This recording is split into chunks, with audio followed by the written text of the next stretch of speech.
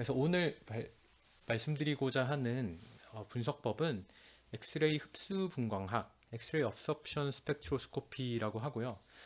다르게는 또 엑스레이 업섭션 파인 스트럭처, SAPS라고도 부릅니다. 이 XAS를 SAPS라고도 부르고, 그리고 SAPS는 이 두 가지 영역으로 보통 구분을 하는데, 엑스레이 업섭션 니어 엣지 스트럭처라는 엣지 부근에서의 엑스레이 업섭션을 보는 테크닉이 있고, 그리고 엑스레이 업섭션이 일어난 그 엣지 좀 후에 에너지 영역대에서 분석을 하는 Extended X-ray Absorption Fine Structure 두 가지가 있습니다. 그래서 오늘은 특별히 이 Extended X-ray Absorption Fine Structure, 엑삽스에 대해서 좀 더 비중을 두고 이 강의를 진행을 하도록 하겠습니다. 그래서 먼저는 기본 원리, X-ray Absorption Spectroscopy의 기본 원리에 대해서 1시간 정도 설명을 드리고, 제가 실제로 이 엑삽스를 이용해서 혹은 제인스를 이용해서 실제로 분석법을 활용해서 논문을 썼던 그런 결과들을 몇 가지를 짧게 보여드리고, 그리고 실제로 제가 이 플래티늄 블랙이라는 촉매 물질에 대해서 픽 피팅을 엑삽스를 하는 것을 간략하게 보여드리려고 합니다. 그래서 제가 그 실제로 프로그램도 깔아 보시고 제가 이 PT 블랙에 대한 이 분석 결과도 같이 보여드릴 테니까 제가 하는 거를 한번 따라서 실제로 해보시면 좀 도움이 될 거라고 생각을 합니다. 위에 거를 이해를 하는데 물론 뭐 관심이 없으시면은 굳이 따라해 보실 필요는 없는데 아무튼 이런 분석법이 있다라는 거를 한번 같이 해보시면 좋을 것 같습니다. 그래서 먼저는 엑스레이 업섭션 스펙트로스코피의 기본 원리에 대해서 설명을 드리고자 합니다. 엑스레이 흡수 분광학은 기본적으로 싱크로톤 베이스드 테크닉입니다. 사실 이 엑스레이 흡수 분광법을 싱크로톤 아닌 데서도 사실 찍을 수 있다고는 하는데, 그러한 장비를 일단 갖추기가 쉽지 않고 여기에 그 엑스레이 엑삽스에 대한 굉장히 그런 초기에 많은 연구를 하셨던 라이틀리라는 분이 한 말인데 이제 그분이 엑삽스라는 테크닉을 랩에서 개발하고 그 다음에 싱크로트론에 접목해서 방사광 가속기에 접목을 해서 이제 엑삽스 분석을 실시했는데, 싱크로트론에 한 번 3일 정도 가서 컬렉팅한 데이터가 우리가 그 전에 10년 동안 연구했던 데이터들, 10년 동안 세계의 랩 엑스레이 소스에서 분석한 결과보다 훨씬 더 퀄리티도 좋았고 훨씬 더 양이 많았다. 그러니까는 싱크로트론에 사실 갈 수밖에 없는 거죠. 10년 동안 한 결과를 3일 만에 얻었다니까요. 왜 이렇게 될 수 있냐? 결국은 싱크로트론이 굉장히 밝은 인텐시티가 강한 엑스레이를 쏴줄 수 있기 때문인데요. 그렇게 할 수 있는 거는 이제 싱크로톤의 원리를 뭐 간략하게 설명을 해드리자면, 이걸 바로 전에 했던 홍지연 박사님께서도 이거에 대해서 설명을 잘 해주신 걸로 아는데 저도 짧게 설명을 드리겠습니다. 그래서 방사광 가속기에 가면은 이런 저장링이라는 게 있는데, 요거는 이제 유럽에 있는 ESRF의 싱크로트론인데, 전자가 이 스토리지 링을 빛의 속도에 거의 근접한 속도로 돌고 있습니다. 그래서 굉장히 에너지가 높은 이 전자들이 이 스토리지 저장링을 돌고 있는데, 그 전자들이 각도를 꺾을 때마다 혹은 여기에 있는 이 insertion device라고 undulating 마그넷들이 있는데, 얘네들이 이제 전자들을 흔들어 줄 때마다 굉장히 밝은 엑스레이가 얻어지게 됩니다. 물론 이제 엑스레이 말고 다른 영역의 전자기파들도 굉장히 많이 나오지만 특별히 엑스레이를 더 많이 분석해서 이용하기 때문에 엑스레이 초점을 맞춰서 싱크로트론을 개발을 하는 것 같더라고요. 그래서 아주 밝은, 아주 인텐시티가 센, 밝기가 센 엑스레이가 싱크로트론에서 얻어지게 됩니다. 이게 이제 랩 베이스 소스보다 실험실에서 가지고 있는 엑스레이 소스보다 훨씬 인텐시티가 강한 거겠죠. 그래서 이러한 밴딩 마그넷 인설션 디바이스에서 얻어진 굉장히 밝은 엑스레이가 이렇게 라인을 타고 가서 실제 우리가 실험을 하는 빔 라인에 이제 도달을 하게 되는데, 이렇게 와서 빔 라인에 도달을 하게 되는데, 요빔 라인에서 실제로 우리가 분석을 진행하게 되고, 엑스합스 같은 경우에는 그 엑스레이들을 빛의 그런 파장별로 이렇게 나눠줄 수 있는 이 단색화 장치가 먼저 있고요. 그리고 우리가 실제로 이 엑스레이 흡수 분광을 측정하는 이 실험 캐빈이 있고, 그 다음에 이제 사람들이 실제로 분석을 수행하는 이런 컨트롤 캐빈이 있습니다. 실제 포항에 가시면 이 컨트롤 캐빈은 있지는 않고 익스페리먼털 캐빈이랑 옵틱스 캐빈만 이렇게 갇혀 있는데, 왜냐하면 이게 너무 이제 방사광이 강하기 때문에 실제로 이렇게 캐빈 안에 들어가면 굉장히 많은 방사능에 노출된다고 하더라고요. 그래서 실제 실험을 분석하는 이 요기와 보통 사람들이 있는 영역을 분리해 둡니다. 이거는 저희 포항에 있는 포항가석기 연구소의 다양한 빔라인들인데요. 보시면 빔라인들이 아주 많죠. 그 중에서 5개 정도가 엑스레이 흡수 분광을 하는 빔라인들입니다. 뭐 그 외에도 보통 많은 게 엑스레이 산란도 많이 있고, 엑스레이 스캐터링이 굉장히 많이 있고, 그리고 고분해능 분말 회전, 이건 XRD인데 굉장히 성능이 좋은 XRD가 있죠. 뭐 그런 것들이 많이 있고, 뭐 엑스레이를 이용한 뭐 현미경 이런 것도 있습니다. 그리고 XPS 비슷한 이제 광전자 분광도 훨씬 더 밝은 세기로 수행을 할 수 있습니다. 그래서 다양한 이제 엑스레이 관련된 분석법들이 많이 있습니다.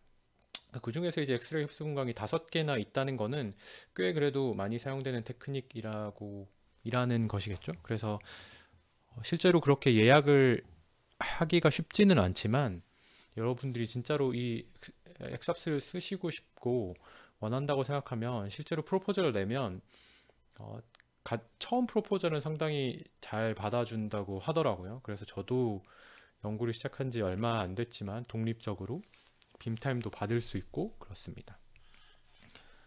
그래서 실제로 원하시면 이 여기 홈페이지에 들어가셔서 실제로 빔타임을 받고 실험을 해보면 더 좋으실 것 같아요. 그래서 실험을 하는 것 자체는 사실 그렇게 많이 어렵지 않고, 그 빔라인에 계신 빔라인 사이언티스트 분들도 많이 잘 도와주시는 편이어서 실제로 한번 분석을 해보시는 것도 괜찮을 것 같습니다. 단 본인이 하시고 있는, 여러분들이 하고 있는 연구에 실제로 이런 엑삽스 같은 분석 기법이 유용하고 엑삽스를 통해서만 얻을 수 있는 어떤 결과가 있는 것 같다. 그런 경우에 그거에 알맞은 프로포저를 작성하셔서 내시면 좋을 것 같습니다. 그래서 이제 본격적으로 엑스레이 업소션 스펙트로스코피에 대해서 설명을 해 드리도록 하겠습니다. 그래서 어떠한 정보를 얻을 수 있냐, 요 밑에가 이제 그 엑스레이가 흡수된 어떤 패턴인데요. 루세늄 메탈에서 엑스레이가 흡수된 그 시그널인데요. 보시면 이 여기 앞에 업소션이 처음 일어난 부분을 제인스라고 하고, 그 뒤에 이렇게 자글자글하게 이렇게 오실레이션이 있는데, 진동처럼 이렇게 보이는 게 있는데, 이 부분을 엑삽스라고 합니다. 그래서 어떠한 정보들을 이 엑스레이 흡수 분광에서 얻을 수 있냐, 첫 번째로 제인스에서는 옥시데이션 스테이트, 우리가 보고자 하는 케미컬의 산화수를 분석을 할 수가 있습니다. 그리고 이 엑삽스를 통해서는 우리가 원하는 물질, 여기서는 루세늄인데, 우리가 원하는 물질 주변에 그런 국부적인 구조, 로컬한 구조가 어떻게 돼 있는지를 알아낼 수가 있습니다. 그래서 이 XRD랑 어떻게 보면 유사한 점이 있긴 한데, XRD의 경우에는 어떤 벌크하게 큰 크리스탈의 전체적인 크리스탈 구조를 알아낼 수 있고, 이게 특별히 어떤 원자에 초점을 맞춰서 그 원자의 주변에 있는 크리스탈 스트럭처는 사실 얻어낼 수가 없는데, 이 엑삽스를 통해서는 만약에 루세늄이 어디에 도핑되어 있다면 이 도핑된 루세늄 주변에 어떠한 결정 구조가 존재하는지, 로컬한 결정 구조가 존재하는지 알 수 있습니다. 그래서 엑스레이 흡수 분광이라는 거는 이제 어떤 물질에서 엑스레이가 흡수가 되는데 그 흡수가 되는 흡수 계수를 분석을 하게 됩니다. 그리고 이거를 이제 엑스레이가 흡수가 일어나는 이 엣지 주변에서의 흡수 계수의 엑스레이 흡수 계수의 변화를 측정을 하게 됩니다. 그래서 이제 삽스에 대해서 좀 더 설명을 해 드리겠는데요. 일단 요거를 먼저 얘기해 주고 싶습니다. 삽스는 결국은 어, 양자 역학적인 이 현상인데, 사실 제가 어, 엑삽스라는 테크닉에 대해서 100% 완전히 이해하지 못한다고 말씀드렸는데, 결국 제가 이 양자역학을 완벽하게 이해하고 있지 못하기 때문에 사실 잘 이해 100% 완전히 이해를 못했다고 생각을 하고 있습니다. 그래서 열심히 공부를 하려고는 하는데 상당히 쉽지가 않더라고요. 그래서 삽스는 결국은 양자역학적인 현상이다라는 걸 먼저 말씀드리고 싶습니다. 그래서 어떤 식으로 이 어, 엑스레이 흡수가 일어나냐를 먼저 알아야 될 텐데요. 이 엑스레이가 우리가 관심 있는 원자가 가지고 있는 전자의 바인딩 에너지에 맞는 엑스레이가 주사가 되면 이 엑스레이를 통해서 이 원자 안에 있는 어떠한 일렉트론이 이제 익사이티드 되게 되겠죠. 그래서 이 익사이트 된 일렉트론이 이제 아예 그 원자를 빠져나오게 됩니다. 엑스레이가 어떤 샘플에 있는 원자의 주사가 되게 되고, 그 엑스레이가 어떠한 일렉트론을 뽑아내게 되는 거죠. 그래서 이 일렉트론이 처음 이 원자에 바인딩하고 있던 그 바인딩 에너지만큼의 에너지가 엑스레이 포톤에 의해서 가해지면 이 일렉트론이 아예 원자에서 튀어나오게 되는 것입니다. 요거를 포토 일렉트론이라고 하죠. 그래서 요 광전자 현상을 처음 이론적으로 잘 설명한 게 아인슈타인이었고, 아인슈타인이 이걸로 노벨상을 타죠. 뭐 그렇습니다. 그래서 이 빛이 입자라는 거를 규명했나요? 광전자 효과로? 뭐 아무튼 그걸로 이제 아인슈타인이 노벨상을 타게 됐죠. 뭐 여기에 중요한 얘기는 아니었습니다만. 그래서 여기에 이제 익사이티드 돼서 이 원자를 이제 탈출하는 전자가 사실 탈출을 하는데, 이 전자도 이제 에너지를 가지고, 특별한 이제 운동 에너지를 가지고 여기를 탈출하게 되는데, 바인딩 에너지보다 더 큰 에너지를 가진 엑스레이가 주사되면 그 바인딩 에너지와 주사된 엑스레이의 에너지 차이만큼을 얘네가 이제 키네틱 에너지를 가지고 포토 일렉트론이 이제 탈출을 하게 되는데, 역시 여기서도 이제 양자역학적인 현상이기 때문에 요 전자가 입자이지만 역시나 파동의 형태를 가지고 탈출하게 됩니다. 그래서 이 탈출한 일렉트론이 어떤 구파가 되는 거죠. 구형 파장, 구파의 형태로 이제 탈출을 하게 됩니다. 그래서 그거를 이렇게 모사해 놓은 게 이 그림인데, 이게 니켈 옥사이드를 모사한 건데, 이 니켈이 엑스레이를 흡수해서 이제 일렉트론이 탈출을 하고, 그 전자가 이제 어떤 포토 일렉트론 웨이브를 만들고, 그 웨이브가 이렇게 동그라미로 표현이 되어 있죠. 근데 이제 니켈 옆에 이제 산소 원자가 있는데, 이렇게 포토 일렉트론 웨이브가 이렇게 쭉 가다가 이렇게 오실레이션을 하면서 가다가 여기에서 옥시젠을 맞고 이제 스캐터링이 됩니다. 산란이 됩니다.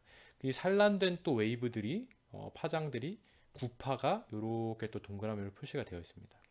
그래서 일렉트론이 나갔다가 산란돼서 다시 들어오는 이 파장이랑, 그 다음에 여기서 다시 또 일렉트론 이 계속해서 여기서 탈출을 하고 있을 텐데, 그 파장과 스캐터링 돼서 맞고 나온 파장이 이제 섞이게 됩니다. 그래서 이 두 개가 이제 인터피어런스가 일어나게 되고, 그러한 인터피어런스 때문에 아까 보여드렸던 엑삽스 이 스펙트라에서의 오실레이션이, 이런 진동이 보여지게 되는 겁니다. 요게 엑삽스의 어떤 기본 원리라고 보시면 될 것 같습니다. 그래서 어떠한 이 원자가 결국 엑스레이로부터 에너지를 받아서 그 에너지를, 그 일렉트론의 바인딩 에너지만큼의 에너지를 받아서 이 일렉트론이 탈출을 하게 되는 거죠. 그래서 여기에 보시면 이 KH에 있는 일렉트론이 이제 아예 컨티늄이 이제 원자를 탈출한다는 건데, 탈출한 거죠. 에너지를 받고. 그리고 포토 일렉트론이 결국 어떤 웨이브의 형태를 지니고 나간다라는 거를 여기 이렇게 모식적으로 나타내고 있습니다. 뭐 근데 이 중간에 혹시 여기에 위에 이제 오비탈에 혹시 전자가 들어갈 수 있는 비어있는 궤도들이 있다면 거기에 또 이 일렉트론들이 가기도 해서 그러한 것들이 프리엣지에서 나타나기도 하는데요. 그거는 제가 뭐 자세하게 설명을 드리진 않겠습니다. 그래서 엑스레이 업소프션, 엑스레이 흡수 계수를 우리가 실험을 통해서 얻게 되고 그 흡수 계수를 분석해서 이제 엑스합스 분석을 하게 되는데요. 그래서 엑스레이 업소프션 코에피션트에 대해서 잠시 설명을 드리면 이게 이제 엑스합스 분석을 할 때 이 실험 장치의 그런 스키매틱인데, 주사된 이제 엑스레이 처음 인시던트 되는 이제 엑스레이의 에너지를 I0라고 하고, 그것이 이제 샘플을 맞고 일부가 흡수가 돼서 이제 빠져나간 만큼의 이제 엑스레이의 인텐시티가를 IT라고 하죠. 그 이제 트랜스밋 된 엑스레이의 인텐시티가 IT이고요. 그리고 아까 설명을 못 드렸는데 이렇게 튀어나온 전자의 이 홀을 여기에 나오는 여기 위에 있는 전자들이 이제 밑으로 떨어지면서 이제 플로레센스가 발생을 하게 되는데, 이 플로레센스를 또 측정을 할 수가 있습니다. 그래서 이 플로레센스를 측정해서 이 I0와 IF 간의 차이를, 인텐시티를 가지고 또 엑스레이 흡수 계수를 알 수가 있습니다. 그래서 트랜스미션을 통해서 요런 식을 통해서 이게 뭐 UV나 이런 데서 나오는 비어램버트 식이랑 똑같은 구조인데, 어떤 익스포넨셜이 있고 업소션 흡수 계수 곱하기 이 샘플의 두께, 요거를 가지고 얼마나 많은 빛이 흡수되는가를 이제 알 수가 있는데, 우리가 실험을 통해서는 이 주사되는 처음 엑스레이의 색이랑 이제 흡수된 다음에 이제 통과된 애의 인텐시티, 그 두 개를 가지고 우리가 샘플의 그 두께도 알고 있기 때문에 그걸 가지고 흡수 계수를 알 수 있게 되는 거죠. 그러니까 플로레센스에서는 틱네스가 더 많으면 플로레센스가 더 크고, 그리고 흡수 계수 곱하기 두께가 바로 이제 I0분의 IF가 됩니다. 훨씬 더 간단한 식이긴 합니다. 그래서 엑스레이 흡수 계수가 뭐에 이제 연관된 것인가에 대해서 우리가 알려고 하면, 이제 이 흡수 계수는 엑스레이 에너지에 반비례합니다. 그래서 이제 엑스레이 에너지이고 여기 세로축이 엑스레이 흡수 계수인데, 이 다양한 원자들에서 엑스레이의 에너지가 높아지면 흡수되는 그 엑스레이 양이 작아집니다. 그래서 강한 엑스레이일수록 흡수가 안 되고 더 투과가 더 많이 되는 거죠. 그래서 에너지가 높은 엑스레이가 결국 위험한 거죠. 흡수가 잘 안 되고 쭉쭉쭉 뻗어나가기 때문에. 그리고 또 원자의 아토믹 넘버가 클수록, 그러니까 원자가 가지고 있는 전자의 개수가 많을수록인데, 그럴수록 또 이제 엑스레이 흡수 개수가 더 큽니다. 그래서 옥시젠보다 아토믹 넘버가 큰 아이언이 전반적으로 더 엑스레이를 많이 흡수하고, 그리고 카드뮴이 더 많이 흡수하고 레드가 더 많이 흡수하고, 다 이게 아토믹 넘버에 따른 차이입니다. 그래서 사실 저희가 이제 엑스레이로 병원에 가서 이제 엑스레이로 이 CT를 찍는 건가요? 제가 그런 거에 잘 몰라가지고 거기 보면 결국 이제 뼈가 이제 보이는데, 뼈가 엑스레이를 더 많이 흡수를 해서 엑스레이를 더 많이 블락킹해서 결국 뼈가 보이는 건데, 이 뼈의 아토믹 넘버도 이제 몸을 구성하는 다른 물이나 CHON보다 훨씬 더 아토믹 넘버가 크고, 또 덴시티도 높기 때문에 뼈가 그렇게 더 두드러지게 볼 수 있는 거죠.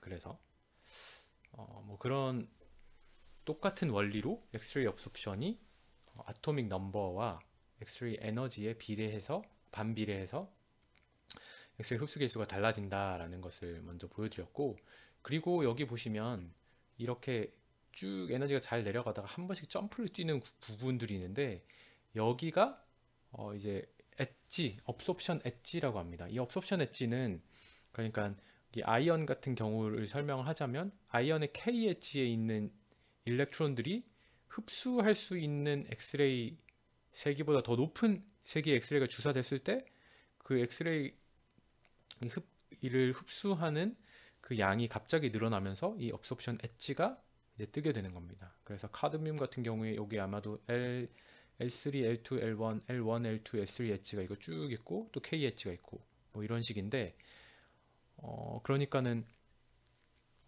일렉트론 바인딩 에너지가 이 엑스레이 에너지와 딱 일치할 때 업소션 엣지가 뜨게 되는 겁니다.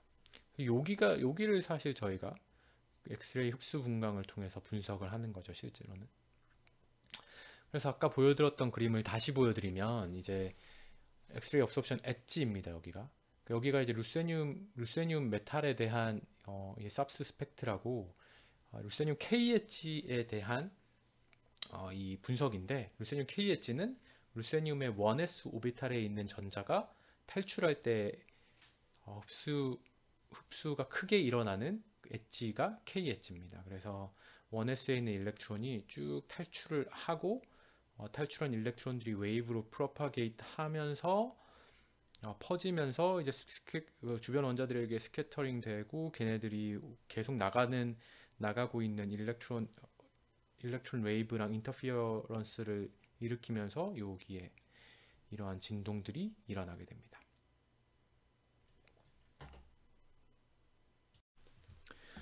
네, 제가 잠시 녹화를 끊고 녹화가 잘 되는지 확인하다가 아까 제가 설명드렸던 것 중에 잘못 설명드린 게 있어가지고 잠시 이걸 수정을 하고 넘어가겠습니다. 제가 이제 엑스레이가 주사가 된다고 말씀을 드렸는데 다시 찾아보니까 주사는 스캐닝이더라고요. 그래서 스캐닝 일렉트론 마이크로스코프가 SEM인데 그 주사전자 현미경이었는데 제가 그 스캐닝을 인시던트라고 잘못 알아가지고 잘못 말씀을 드린 것 같습니다. 그래서 엑스레이가 샘플에 입사된다고, 인시던트 된다고, 입사입니다. 주사가 아니라. 그래서 그 부분은 제가 잘못 설명을 드려서 바로 잡습니다. 그래서 엑스레이 업소션 스펙트로스코피를 통해서 우리가 뭘 할 수 있냐, 일단은 이 업솔빙하는 엑스레이를 흡수하는 이 원자의 옥시데이션 스테이트, 산화수를 알 수가 있습니다. 그리고 말씀드렸다시피 이제 여기 업솔버에서 일렉트론이 빠져나와서 걔네가 이제 주변에 있는 원자들을 맞고 스캐터링 된 일렉트론 웨이브들을 우리가 분석을 할 수가 있는데, 그렇기 때문에 이 엑스레이를 흡수하는 원자 주변에 어떠한 원자들이 있는지, 원자의 종류, 그리고 몇 개의 그 원자들이 몇 개가 있는지, 코디네이션 넘버죠. 그래서 그 업솔빙 애톰을 둘러싸고 있는 이 원자들의 개수, 그 종류와 개수를 알 수 있고요. 그리고 이게 파장을 우리가 분석하는 거다 보니까 정확한 이 파장을 알고 있으면 정확한 포토 일렉트론 웨이브의 정확한 파장을 알고 있기 때문에 업설버와 그걸 둘러싸고 있는 원자들 간의 거리도 알 수가 있습니다. 그리고 얘네들이 이 주변에 둘러싸고 있는 원자들이 혹시 이런 약간 무질서도가 있을 수도 있는데, 디스오더가 있을 수도 있는데, 그것 역시 분석을 할 수가 있습니다. 그래서 엑스합스를 통해서 로컬한 구조를 분석한다고 제가 앞부분에 말씀드렸는데, 이런 것들을 알 수 있는 겁니다. 이 원자 주변에 어떠한 원소가 있고 어떠한 그 원소들의 개수는 몇 개고 얘네들 간의 거리는 얼마나 되고 그리고 얼마나 무질서하게 배열되어 있는지를 알 수가 있습니다. 제인스에 대해서 간략하게 설명을 드리겠는데, 제인스는 이 엑스레이가 업소션 되는 업소션 엣지 주변에서의 이 흡수 개수를 보는 건데, 제인스도 상당히 어려운 분석이고 제대로 제인스를 분석하려면 사실 엑스합스보다 더 힘들다고 알고 있고, 엑스합스는 사실 어느 정도 이 에스타블리시가 된 기법인데, 제인스는 아직도 연구가 많이 되고 있는 기법인데, 일단 가장 심플하게 제인스를 통해서 알 수 있는 거는 이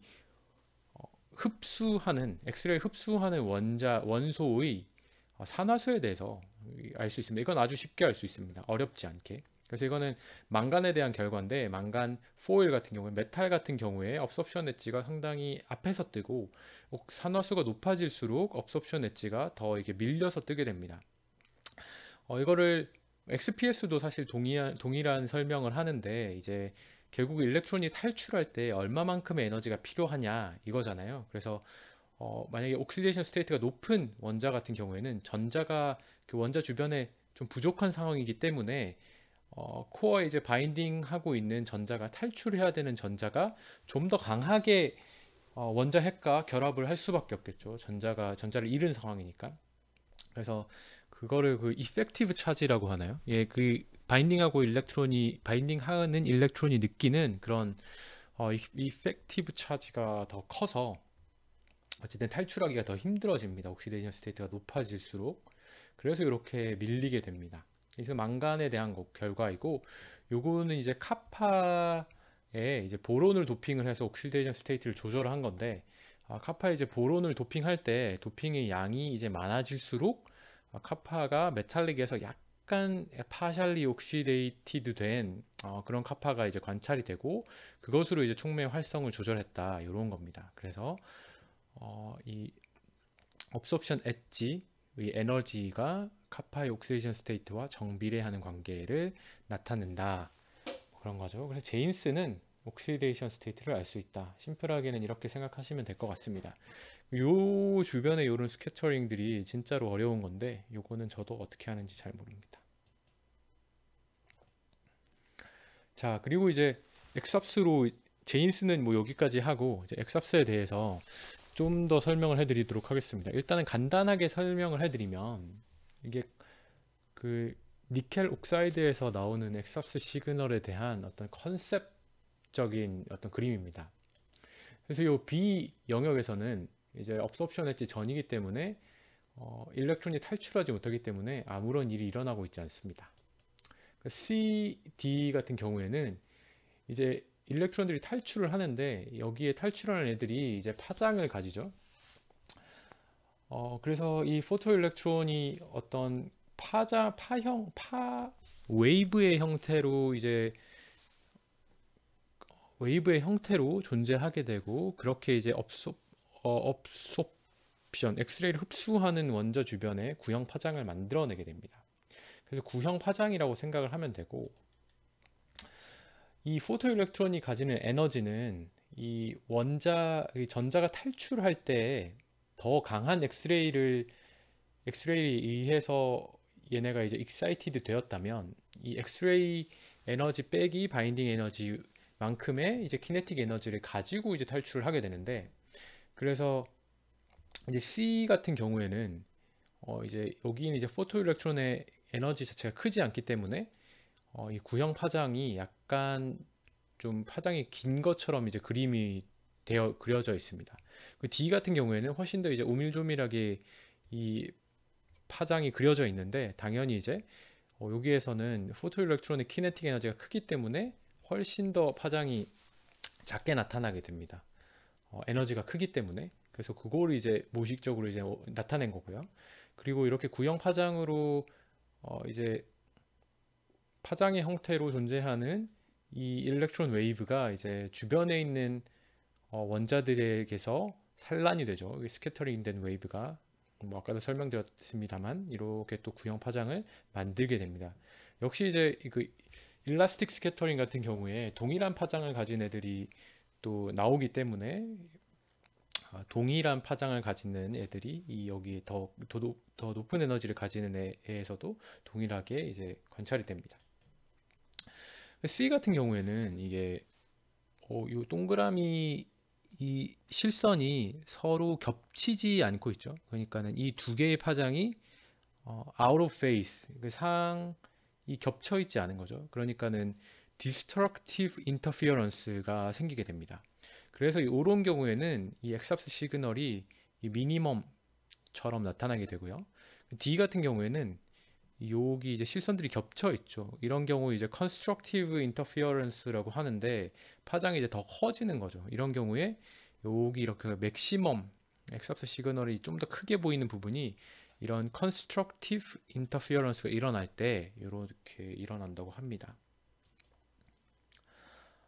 그래서 이 스캐터링 된 애들을 우리가 볼 수가 있는데, 이제 업솔빙 하는 아톰 주변에 이제 4개의 이제 원자가 얘를 둘러싸고 있다고 생각을 해봅시다. 그러면은 얘네 간의 거리가 4개가 다 동일하기 때문에 동일한 거리에 존재하는 동일한 원자들은 다 똑같은 스캐터링을 보여주겠죠. 그래서 얘네들이 주는 엑삽스 시그널은 동일합니다. 다만 이 원자의 개수가 많으면 많을수록 더 강한 엑삽스 시그널이 이 원자 4개로부터 나오게 되겠죠. 그리고 그래서 요런 애들이 모여있는 이거를 쉘이라고 합니다. 그래서 껍질. 그래서 얘네를 이제 첫 번째 껍질, first shell이라고 하고, 얘네를 second shell이라고 합니다. 그래서 엑삽스 피팅을 뭐 다르게는 쉘 피팅이라고 하기도 합니다. 그래서 여기 2개의 거리를 가지고 있는 이 2개의 쉘이 여기 A에 그려져 있습니다. 그리고 이제 요런 하나만 맞고 튀어나오는 거를 이제 싱글 스캐터링이라고 하고, 싱글 스캐터링, 요것도 싱글 스캐터링, 요것도 싱글 스캐터링인데, 당연히 여기 첫 번째 맛에서 튀어나온 이제 포토 일렉트론 웨이브가 여기서 방향을 헷갈렸네요. 밑으로 먼저 가서 N1에서 이제 스캐터링이 되는데, 이 스캐터링이 되는 애가 바로 일로 돌아가는 게 아니라 이 옆에 있는 원자를 맞고 스캐터링이 되고 돌아올 수도 있습니다. 이거를 더블 스캐터링이라고 하고, 이러한 스캐터링 패스도 역시 관찰을 할 수가 있는 거죠. 요게 있고, 당연히 트리플 스캐터링도 있겠죠. 요거를 맞고 요거를 맞고 요거를 맞고 돌아올 수도 있고, 요거를 맞고 요거를 맞고 요거를 맞고 이렇게 돌아올 수도 있고, 뭐 다양한 스캐터링 패스들이 가능하고, 요런 스캐터링 패스들이 다 합쳐져서 엑삽스 시그널을 만들어내게 됩니다. 이 부분을 설명을 안 드렸는데, 싱글 스캐터링 패스, 요 N1이랑 N2의 경우에 싱글 스캐터링 패스는 결국 4개의 원자만 있으니까 4개의 싱글 스캐터링 패스만 있죠. 근데 요 3번의 경우에는 여기 N1을 맞고 요 밑에 있는 애를 맞고 요 오른쪽으로 갈 수도 있고 왼쪽으로 갈 수도 있죠. 그러니까 한 원자에 맞고 스캐터링이 된 애가 2개의 패스로 갈 수 있기 때문에, 결국 이 패스는 8개의 디제너러시를 가진다고 이야기를 합니다. 그러니까는 8개의 동일한 패스가 존재하는 거죠. 이 패스가 많으면 많을수록 이 시그널이 더 크게 나오기 때문에, 물론 이제 싱글 스캐터링이 훨씬 더 크게 나오긴 하는데, 이 디제너러시도 엑삽스 시그널의 이 세기에 영향을 미친다라고 이야기를 할 수 있습니다. 엑삽스 스펙트럼은 이러한 다양한 스캐터링 패스들이 사인 웨이브의 형태로 나타나게 되고, 이 사인 웨이브들이 다 합쳐진 것이 이제 엑삽스 스펙트럼입니다. 나중에 더 자세하게 설명을 드리겠습니다. 그래서 이제 엑삽스 이퀘이션, 이거 갑자기 너무 복잡한 슬라이드가 나왔는데요. 그래서 아까 말씀드렸다시피 각각의 스캐터링 패스들은 사인 웨이브의 형태로 나타나게 되고, 그 사인 웨이브를 이렇게 하나의 식으로 표현할 수 있습니다. 이게 엑삽스 이퀘이션이고, 이게 싱글 스캐터링 패스에 대한 엑삽스 이퀘이션입니다. 그래서 요 하나의 패스에 대한 거죠. 그래서 i가 붙어져 있고, 하나의 스캐터링 패스에 대해서 요 항이랑 요 뒤쪽에 있는 항들은 이 사인 웨이브의 앰플리튜드, 그러니까 크기에 영향을 미치는 거고, 요거가 이제 사인 웨이브의 그런 파수, 그 프리퀀시에 대한 정보를 가지고 있는 항인데요. 보시면 여기 제가 색깔로 칠해 놓은 부분들이 저희가 피팅할 때 실제로 사용하거나 아니면은 엑삽스 분석을 할 때 많은 영향을 끼치는 것들을 색깔로 표시를 하였는데, 이 파란색 같은 경우에는 코디네이션 넘버, 그러니까 원자 주변에 몇 개의 업솔빙 하는 아톰 주변에 스캐터링 해는 그 원자의 개수가 얼마나 되냐, 코디네이션 넘버. 그러니까는 결국 아까도 말씀드렸다시피 동일한 스캐터링을 할 수 있는 그 원자의 개수가 많으면 많을수록 이 사인 웨이브의 크기가 커지게 되는 거고요. 요 같이 곱해주는 건 패시브 일렉트론 리덕션 팩터라고 해서, 이제 업솔빙 아톰에서 일렉트론이 빠져나가고 나면 걔네가 이제 다시 흡수를 하기까지 약간 뭐라고 해야 되죠? 이 100%다 흡수를 할 수가 없기 때문에 약간 그것을 빼주는 이 팩터인데 보통은 이제 0.7에서 1.0 정도의 값을 가지고 있고 그리고 레퍼런스를 측정해서 요 값들은 보통은 고정을 해주게 됩니다. 요 값을 고정해서 코디네이션 넘버를 얻게 됩니다. 그리고 이제 그 스캐터링 하는 그 아톰들이 얼마나 스캐터링을 잘 해주냐. 그러니까 전자가 많은 애일수록 스캐터링을 더 많이 해주고 뭐 그런 것들이 있는데 그게 이 항으로 표현이 됩니다. 그러니까 이 항을 통해서 얘를 통해서 스캐터링 하는 아톰들이 어떤 아톰인지를 알 수가 있고요. 엘러먼트 스페시픽한 스펙트러가 나오는 요인입니다. 그리고 이 거리가 또 역시 중요합니다. 그래서 거리가 업솔빙 하는 아톰과 스캐터링 하는 아톰의 거리가 멀면 멀수록 이제 앰플리튜드가 낮아지게 되는 거죠. 그리고 이 거리는 이 사인 웨이브의 파수에도 관여를 하게 됩니다. 그러니까는 가까이 있을수록 사인 웨이브가 더 이렇게 길어지게 되고 파장이 길어지게 되고 멀리 있을수록 더 이렇게 파장이 좁아지게 됩니다. 그것들을 이제 여기로 표현하게 됐고 그 여기에 있는 것들이 이제 디스오더인데 이 시그마 스퀘어가 디스오더인데 어떻게 생각하시면 되냐면 원자들이 동일한 거리에 있지 않고 디스오더가 있다. 그러니까는 약간씩 거리가 차이가 있다. 그러면은 아까도 말씀드렸다시피 이게 컨스트럭티브 인터피어런스를 보일 때 우리가 시그널이 더 크게 관측이 될 텐데 이 그 결정 구조에 약간의 디스오더, 약간 랜덤하게 얘네들이 배치가 되어 있으면은 아무래도 그 시그널의 컨스트럭티브 인터피어런스가 잘 일어나지 않겠죠. 그래서 디스오더가 크면 클수록 얘네 마이너스니까 이 엑스합스 시그널의 앰플리튜드가 작아지게 됩니다. 그리고 이거 역시 아까 말씀드렸던 거리의 항이 한 번 더 존재하고 포토 일렉트론 민 프리 패스라는 게 있는데 이 포토 일렉트론의 세기에 따라서 얘네의 파장에 따라서 얘네가 이제 움직일 수 있는 거리가 결정이 되게 되죠. 그래서 결국 이 포토 일렉트론 웨이브 자체가 민 프리패스가 그렇게 길지가 않습니다. 그러니까는 한 2나노미터 정도에서 정말 많이 나갈 때 5나노미터 정도까지 나가는데 그렇게 민 프리패스가 짧기 때문에 엑스합스 시그널은 로컬한 구조밖에 관측을 할 수가 없는 겁니다. 뭐 당연히 이제 로컬한 것들만 뽑아내서 우리가 관측을 하니까 더 좋은 분석법이지만 어쨌든 롱 레인지 오더는 관측을 할 수가 없다라는 것을 이 항을 통해서 알 수가 있습니다. 그래서 이러한 하나의 스캐터링 패스에 대해서 요 식을 통해서 우리가 어떠한 스캐터링 패스, 그 스캐터링 패스의 어떤 뭐라고 하죠? 캐릭터를 알 수가 있는 거죠. 그 토탈 엑스합스 스펙트럼 전체는 각각의 스캐터링 패스를 모두 합한 게 전체 엑스합스 스펙트럼이 됩니다. 그래서 우리가 피팅을 할 때는 우리가 이 각각의 스캐터링 패스 이 모델에서 우리가 가지고 있는 이 결정 구조에서 어떠한 스캐터링 패스가 존재할지를 먼저 파악을 하고 걔네들이 코디네이션 넘버가 얼마나 될지, 거리가 얼마나 변했을지, 서로 간의 거리는 얼마나 변했을지, 뭐 디스오더는 얼마나 될지 이런 것들을 엑스합스 이퀘이션을 통해서 우리가 알아낼 수가 있고요. 그 각각의 여러 개의 스캐터링 패스를 전체적으로 합해서 전체 엑스합스 스펙트럼을 얻어낼 수가 있습니다. 그래서 엑스합스 분석을 통해서는 서라운딩한 그 스캐터링하는 아톰들의 어떤 아톰들이냐, 서라운딩한 아톰의 종류를 알 수가 있고요. 그리고 코디네이션 넘버, 몇 개의 스캐터링 해줄 수 있는 아톰이 주변에 존재하고 있냐를 알 수 있습니다. 그리고 요 초록색 얘네들을 통해서는 그 업조버와 스캐터링하는 그 원소 사이의 거리를 알 수 있고, 그 요 보라색에서는 얼마나 그 스캐터링 해주는 원소들이 잘 정렬되어 있는지 아니면 조금 디스오더가 존재하는지 그런 것들을 알 수가 있습니다. 그래서 좀 더 자세히 설명해 주기 위해서 제가 최근에 분석을 한 루세늄이 도핑된 BCY에 대해서 설명을 해 드릴 건데요. 이게 기본적으로는 페로브스카이트, 바륨 세레이트라는 페로브스카이트의 구조에 이트륨과 루세늄이 도핑된 건데요.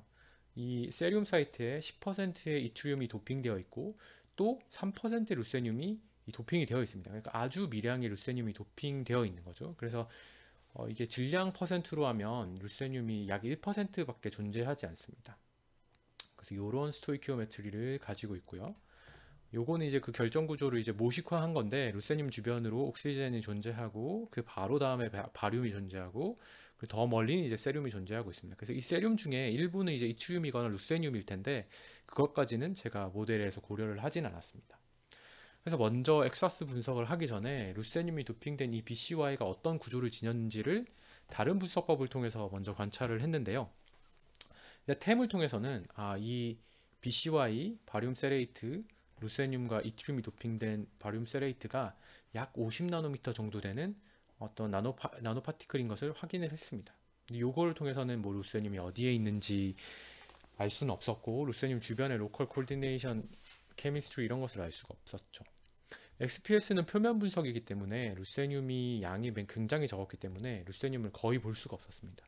특히 이제 루세늄이 또 카본 픽이랑 겹치고 이 바륨 세레이트 자체가 카보네이트를 굉장히 많이 만들어내기 때문에 루세늄의 픽을 뽑아내기가 상당히 힘들었습니다. 그 XRD를 통해서는 기본적으로 이 바륨 세레이트 페로브스카이트 구조를 우리가 확인할 수 있었고, 그 기존의 바륨 세레이트보다 약간의 픽 시프트가 있어서 약간 컴프레시브 스트레인이 걸린 이 페롭스카이트 구조임을 확인을 하였습니다. 그래서 이제 엑섭스를 통해서 루세늄 주변의 로컬 구조를 확인을 하였는데요. 이제 이 시료를 이제 포항에 가지고 가서 이 샘플을 찍었는데, 워낙 루세늄이 양이 작았기 때문에 이 트랜스미턴스 되는 이 시그널이 이 처음 인텐시티랑 거의 똑같았습니다.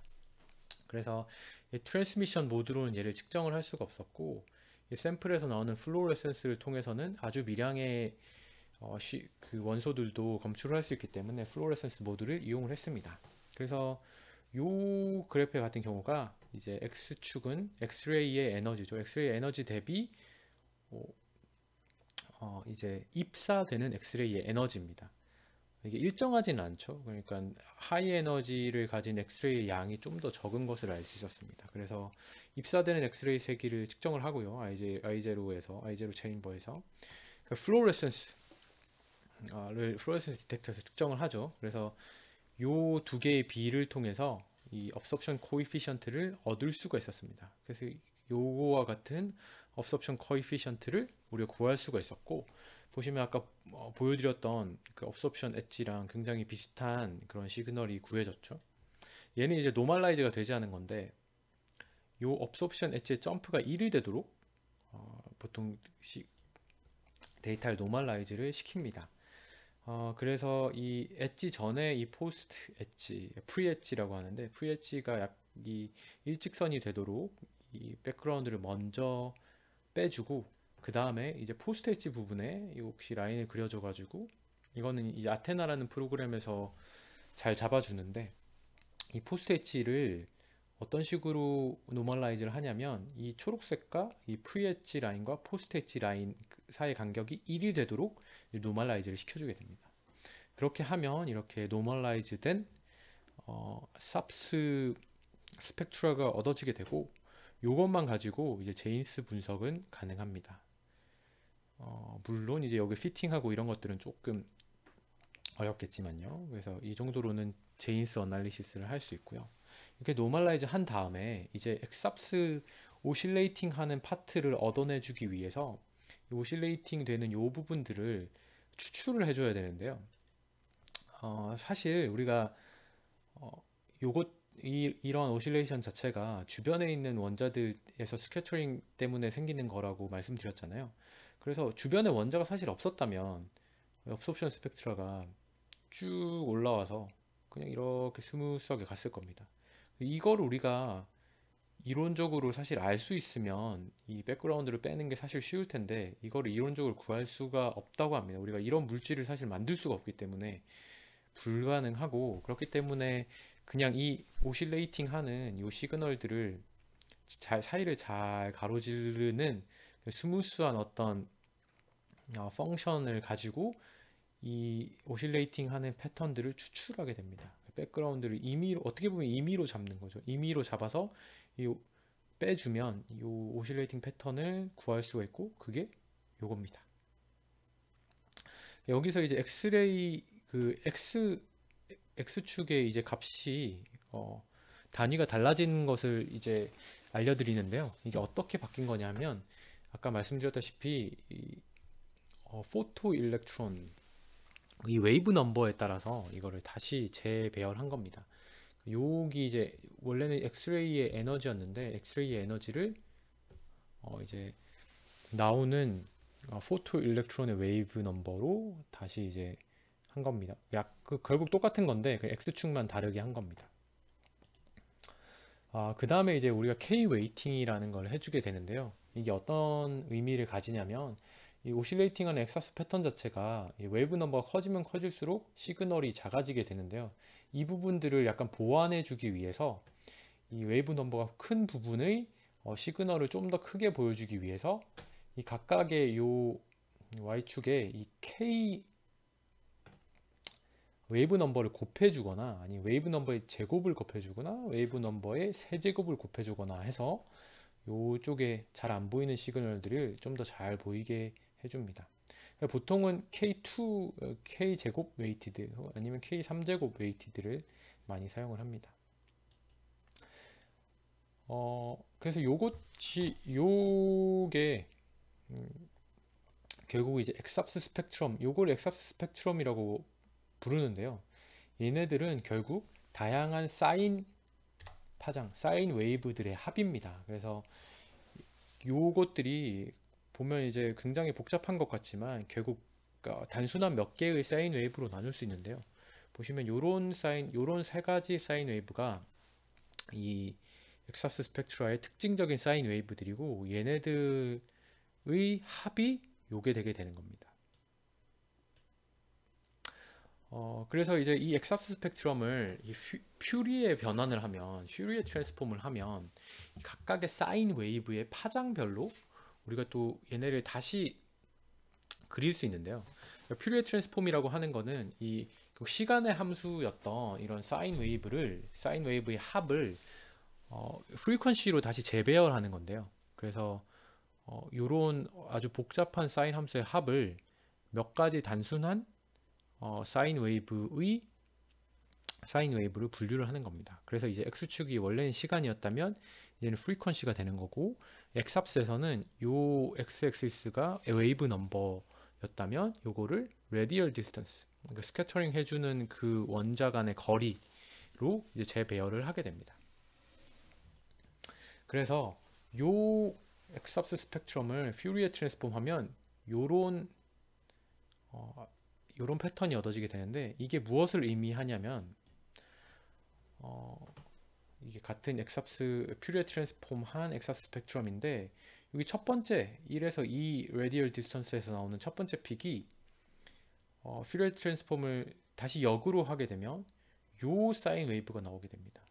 이러한 파장을 가지는 엑삽스 스펙트럼을 퓨리에 트랜스폼 하면 요거의 이제 파장은 이제 1.5 옹스트롱 정도 되는 거죠. 그래서 얘네가 첫 번째 픽으로 나타나게 되고 두 번째 픽 작은 얘네들을 다시 역 퓨리에 변환하면 요런 사인 웨이브가 얻어지게 됩니다. 그러니까는 퓨리에 트랜스폼 한 요 픽의 경우는 이러한 파장을 가지는 사인 웨이브가 변환이 된 것이죠. 여기서 이제 파장이 더 이제 조밀조밀해졌다는 것을 알 수 있고 이 스캐터링 해주는 원자 간의 거리가 멀면 멀수록 이제 파장이 점점 더 짧아지게 됩니다. 요 3번 픽은 요 파장이 이 3번 픽으로 이제 얻어지게 되는 거죠. 그래서 퓨리에 트랜스폼은 결국 각각의 사인 웨이브를 파장별로 다시 배치한 거고 요 크기 자체는 각각의 사인 웨이브가 얼마나 크기가 크냐를 나타내 주는 겁니다. 그래서 아까 계속 이제 루세늄이 도핑된 바륨 세레이트를 보여주게 되는데요. 그래서 얘네를 가지고 엑사스 피팅을 해보았습니다.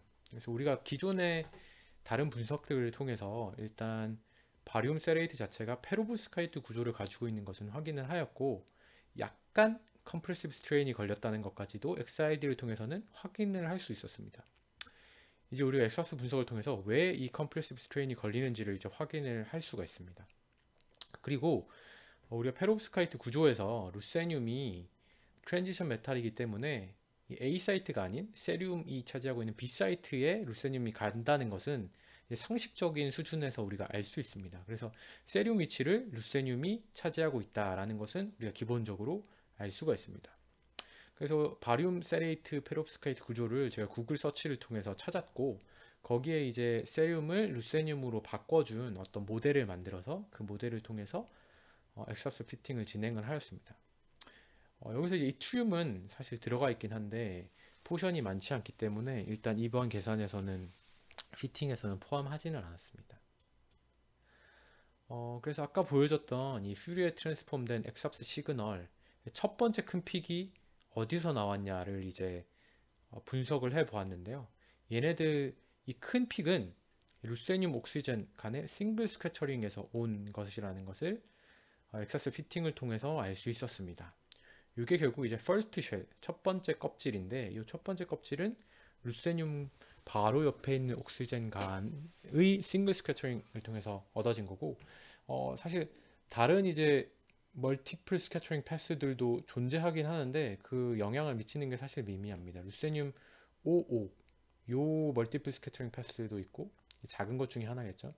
루세늄 5 이렇게 갔다가 루세늄 5 이렇게 간 이 네 개의 스캐터링 둘, 셋, 넷 한 패스들도 있습니다. 이 두 개가 나눠진 게 아마 제 생각에는 이렇게 일직선으로 된 거랑 루세늄 스캐터링 이 수직으로 스캐터링 하는 이 두 개가 존재하는 것 같습니다. 그래서 아마 이렇게 일직선상으로 스캐터링 하는 게 보통은 스캐터링이 더 강하게 잘 된다고 하거든요. 그래서 가장 큰 이 픽이 아마 그거를 나타내는 것 같습니다.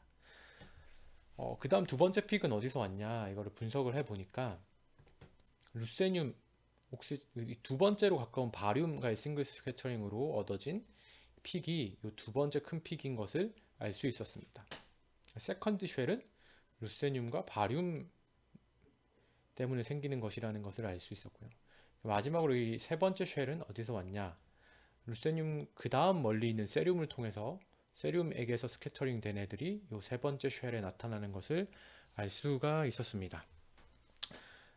이런 식으로 이제 엑스합스 픽을 알 수가 있습니다. 그래서 기본적으로 그 논문을 볼 때 어떤 엑스합스 픽이 나왔다 그러면 가장 간단하게 볼 수 있는 거는 이 absorption, 그 흡수하는 원자를 기준으로 대략 정확히 1.5 앙스트롱은 아니지만 2옹스트롱 정도인데, 2옹스트롱 정도의 하나의 원자가 존재한다. 뭔진 모르겠지만 뭐 그 정도는 알 수 있고, 그 두 번째 픽이 여기서 만약에 떴다 그러면 이 정도 3옹스트롱 조금 넘는 거리에 또 다른 원자가 존재하겠구나, 그리고 4옹스트롱 정도 되는 거리에 또 다른 원자가 존재하겠구나. 근데 우리가 사실 루세늄 옆에 바륨, 세륨이 이런 식으로 존재할 거라는 거는 대략은 알고 있기 때문에 이 두 번째 픽이 바륨에서 온 것은 아닐까라는 것을 추측할 수 있는 거죠. 물론 피팅을 통해서 확인해 봐야겠지만, 그리고 마지막 요게 세륨을 통해서 온 것 같다, 이런 것들을 우리가 알 수 있는 거죠. 엑스합스 픽만 봐도 어느 정도 알 수 있는 거죠. 그래서 만약에 요 픽이 아예 안 보인다 그럼 루세늄 옥시젠 인터랙션이 아예 사라졌네, 이 정도는 그냥 피팅을 하지 않고도 우리가 알 수 있는 거죠. 하지만 이제 피팅을 하면 좀 더 확실한 구조적인 정보들을 알 수 있는데, 제가 루세늄이 도핑된 이 구조를 통해서 알았던 거는 뭐냐면, 이 루세늄이 이제 바륨 세레이트의 결정 구조 안에 도핑되어 있긴 하지만 루세늄 바로 주변의 옥시젠들은 이 바륨 세레이트, 그러니까 세륨 이 옥시젠 간의 거리보다 훨씬 가깝습니다. 그러니까 루세늄이 옥시젠을 좀 더 강하게 끌어당기는 거죠. 그래서 루세늄 주변의 이 루세늄 주변의 이 옥타헤드럴 RuO6, 얘는 루세늄 옥사이드랑 거의 동일한 구조를 가지고 있습니다. 그러니까 루세늄이 안에 도핑되어 있지만 이 루세늄 주변의 옥시젠은 루세늄 옥사이드랑 동일한 구조를 가지고 있는 거죠. 그렇기 때문에 기존의 바륨 세레이트보다는 이 옥시젠이 0.2옹스트롱 정도 당겨져 있습니다. 결국 아까 XID를 통해서 컴프레시브 스트레인이 걸렸다고 말씀드렸는데, 이 루세늄이 주변에 있는 옥시젠들을 끌어당기고, 이 옥시젠을 끌어당겼기 때문에 그 옆에 있는 바륨도 0.1옹스트롱 정도 끌어당기거든요. 0.2, 0.1. 그런 것들 때문에 컴프레시브 스트레인이 걸렸구나 라는 것을 이제 확인할 수가 있었습니다. 근데 여기 더 멀리 있는 세륨은 이제 당겨지진 않았습니다. 루세늄은 거리가 멀기 때문에 특별한 영향을 받지는 않는 것 같습니다. 그 뭐 더 생각해 보면 사실 여기 바륨 같은 것들은 사실 세 개의 옥시젠 아톰들과 연관이 되어 있는 거니까 이 옥시젠들이 루세늄 때문에 끌리면 이 바륨도 어느 정도 또 끌려줄 수 있을 텐데, 이 세륨 같은 경우에는 사실 하나의 옥시젠이랑밖에 사실 상호작용을 하고 있지 않고 나머지 5개의 옥시젠은 사실 동일한 구조를 어, 가지고 있을 거기 때문에 이 세륨은 특별히 이쪽으로 끌리는 힘이 거의 없는 거죠. 그래서 얘네의 본드 랭스 디스턴스는 기존의 그냥 바륨 세레이트의 디스턴스랑 동일했습니다. 그러한 로컬 구조를 엑삽스 분석을 통해서 얻어낼 수 있습니다. 그래서 요약을 해드리면 엑스레이 흡수 분광이 다양한 정보들을 많이 줄 수 있는데요. 먼저 제인스를 통해서는 우리가 업소프션 하는 원자가 뭔지를 알 수 있죠. 이게 망간 결과인데, 망간 업소프션이, 망간의 어떤 엣지에서 업소프션이 떴으니까 이 망간이 존재하구나 라는 것을 알 수 있고, 업소프션 엣지의 위치에 따라서 망간의 산화수를 알 수 있습니다. 그리고 이제 엑삽스를 통해서는 이 로컬한 구조를 알 수 있는데, 다시 간략하게 이 원리를 설명해 드리자면, 업소프션, 엑스레이 업소프션 하면 어떤 원소가, 그 원소가 이제 포토 일렉트론을 이제 방출하게 되고, 이 포토 일렉트론이 어떠한 웨이브의 형태를 가지게 됩니다. 그래서 그 웨이브가 그냥 바로 나가는 게 아니라 그 업솔빙 하는 원자 주변에 있는 그 원자를 둘러싸고 있는 아톰들에게서 다시 스캐터링 돼서 돌아오고, 이 스캐터링 돼서 돌아오는 이 파장이 업소빙 하는 아톰들에게서 나오는 파장들과 이게 이제 상호작용하게 돼서 인터피어런스를 만들게 돼서, 얘네가 뭐 디스트럭티브 인터피어런스를 만들 수도 있고 컨스트럭티브 인터피어런스를 만들 수도 있고, 요런 애들이 이제 오실레이팅 패턴을 만들어내게 됩니다. 이러한 오실레이팅 패턴은 그 다양한 스캐터링 패스들에서 오고, 각각의 스캐터링 패스들은 사인 웨이브의 형태를 가지고 있고, 이 엑삽스 스펙트라는 이러한 다양한 사인 웨이브들의 합입니다.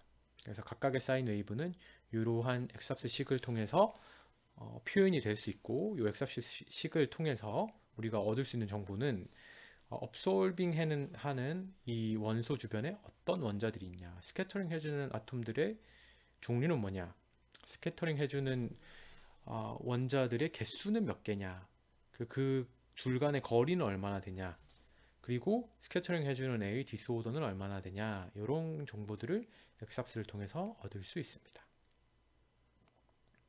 여기까지 이제 엑스레이 업소프션 스펙트로스코피에 대한 기본적인 설명을 해드렸고요. 그 다음에 이제 짧게 제가 실제로 엑삽스를 통해서 어떠한 분석들을 실시를 하였는지를 보여드리고, 실제로 픽 피팅을 어떻게 하였는지를 보여드리도록 하겠습니다. 네, 그러면 이어서 다음 파트로 넘어가기에 앞서서 제가 이 발표를 하기 위해서 도움을 주신 많은 분들을 먼저 리스트를 소개를 드리고, 그리고 엑삽스에 대해서 더 공부하고 싶으시다 그러면은 찾을 수 있는 소스들에 대해서 말씀드리도록 하겠습니다. 먼저 이 브루스 레이블리라는 빔라인 사이언티스트 분이 계신데요. 제가 직접 뵙지는 못했지만 이분의 그 홈페이지랑, 그리고 이분이 한 10시간 정도 분량의 강의를 그 영국 다이아몬드 라이트소스에서 한 게 있는데, 그걸 보고 제가 공부를 상당히 많이 했습니다. 그래서 여러분들도 보시고 싶으면 이 웹사이트를 통해서 보실 수 있으니까, 더 깊게 공부해 보시고 싶으신 분들은 이 강의를 들으셔도 좋을 것 같습니다. 그리고 이건 당연히 이제 영어로 되어 있고, 이제 전북대에 계신 한상욱 교수님께서 계신데, 한상욱 교수님도 엑삽스의 전문가이시고 한국 이제 엑삽스 커뮤니티를 꾸려 나가고 계시고, 그리고 겨울에 항상 삽스 스쿨을 여십니다. 그래서 보통 1월에 이 삽스 스쿨이 열리고 이틀 정도의 워크샵인데요. 삽스에 대해서 실제로 더 깊게 배워보고 싶으신 분들은 이 홈페이지에 들어가시면은 아마 2021년 1월에 삽스 스쿨이 있을 것 같습니다. 그래서 여기에 직접 참석하시는 것도 좋은 방법일 것 같습니다. 저도 여기에 2번 정도 참석을 했습니다. 그리고 에드워드 스턴, 페럴 라이트, 데일 사이어스 이분들은 처음 이제 엑섭스 기법을 개발하신 분들이고요. 엑섭스 이퀘이션을 개발하신 분들이고, 그리고 이 셸리 켈리랑 매튜 뉴빌도 이 브루스 레이블과 같이 저희가 이제 곧 사용하게 될 그 아테나, 아르테미스 이런 인터페이스들을 개발을 하신 분들이고, 또 요런 이거는 이제 셸리 켈리라는 분이 쓴 책인데 이게 뭔가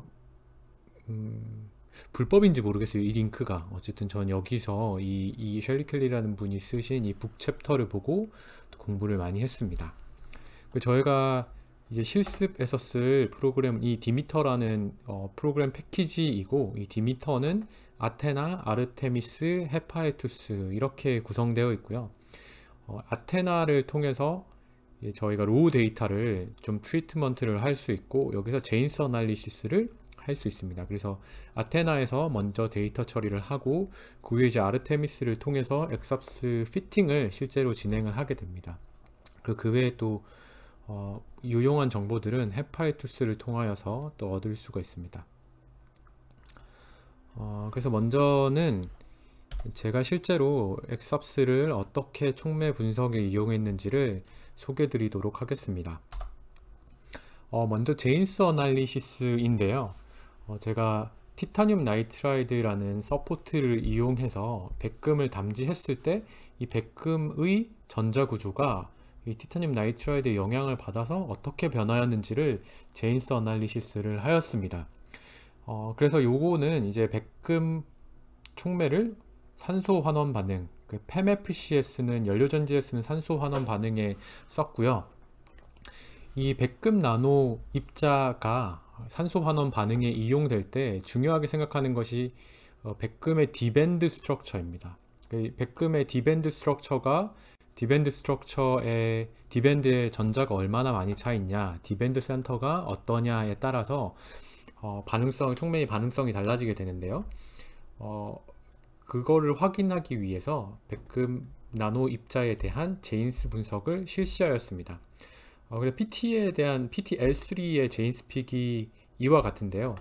여기 보시면 이 처음에 이제 업섭션 엣지 후에 나오는 이 화이트 라인 인텐시티가 있는데, 이 화이트 라인 인텐시티가 이 2p 3분의 2 오비탈에서 5d 오비탈로 전자가 전이 될 때 생기는 피크입니다. 그러니까 5d 오비탈이 더 많이 비어 있으면 비어 있을수록 이 픽이 더 크게 나타나는데요.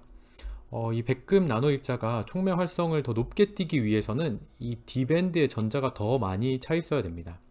그래서 저희 비교군으로 삼는 PTC가 이 검은색인데, 이 PTC보다 화이트 라인 인텐시티가 이 티타늄 나이트라이드 위에 올라와 있는 백금이 더 낮은 것을 알 수 있습니다. 이것을 통해서 백금의 5D 밴드에 전자가 더 많이 차 있음을 확인을 하였고, 이렇게 전자가 더 많이 차 있는 백금 나노 입자의 경우에 산소 환원 반응의 활성이 기존의 PTC 촉매에 비해서 약 2배가량 더 높은 것을 확인을 하였고, 스테빌리티도 더 좋은 것으로 관찰을 하였습니다. 이런 식으로 제인스 분석을 통하면 여기가 같은 경우에는 업섭션 엣지는 거의 변하지 않았는데 5D 밴드의 전자가 얼마나 차 있냐, 이런 것들을 이 화이트 라인 인텐시티를 통해서 알 수 있습니다. 이런 사실 정보들은 이 원소마다 조금씩 다른 부분이 있어서 분석하시고자 하는 원소를 어떤 식으로 제인스 분석을 하셨는지를 찾아보시면은 많은 도움을 얻으실 수 있을 것 같습니다. 백금의 경우에는 이런 분석을 실시할 수 있습니다. 그리고 그 후에 제가 소개해 드릴 것은 백금 싱글 아톰 단일 원자 촉매에 대한 내용인데요. 백금은 사실 촉매로 상당히 많이 사용되는 물질이지만 그 가격이 비싸기 때문에 사실 사용하는 것이 그 사용량을 줄이는 데 연구가 많이 집중이 되어 있습니다. 그래서 백금의 사용량을 줄이기 위해서 백금의 활성을 높이는 연구들이 많이 진행이 되었고, 백금 나노 입자의 형상을 제어한다든지, 그래서 더 반응성이 높은 파셋들을 선택적으로 가지고 있는 그러한 나노 입자를 합성한다든지, 혹은 이제 얼로이 구조를 통해서 더 높은 촉매 활성을 지니는 그런 나노 입자를 합성한다든지, 뭐 그런 연구들이 많이 진행이 되고 있고, 제가 하고자 했던 것은 이 싱글 아톰 촉매입니다. 이 단일 원자 촉매인데, 이게 뭐냐면 활성을 가지는 활성점이 이 서포트 위에 단일 원자 형태로, 그러니까 원자 상태로 분산되어 있는 것이 이 싱글 아톰 촉매입니다. 그러니까 생각을 해보시면 왜 싱글 아톰 촉매가 좋을 것이냐 생각을 해보면, 일단 모든 액티브한 귀금속 원자들이 전부 다 반응에 참여할 수 있습니다. 나노 입자의 경우에는 나노 입자 표면에 있는 애들만 촉매 반응에 참여할 수 있잖아요. 그런데 이제 싱글 아톰 촉매의 경우에는 이 모든 이 원자들이 반응에 참여할 수 있다. 그렇기 때문에 백금의 사용량을 크게 줄일 수 있다라는 장점이 있고요. 그리고 앙상블 사이트 이펙트가 준다, 뭐 이런 것도 있고, 그리고 촉매 활성상과 담체 간의 상호작용이 굉장히 강해지기 때문에 메탈 서포트 인터랙션이 또 상당히 강해지게 됩니다. 그래서 이러한 싱글 아톰 촉매를, 단일 원자 촉매를 전기화학 촉매로도 사용할 수 있을까라는 생각을 제가 하게 되었습니다.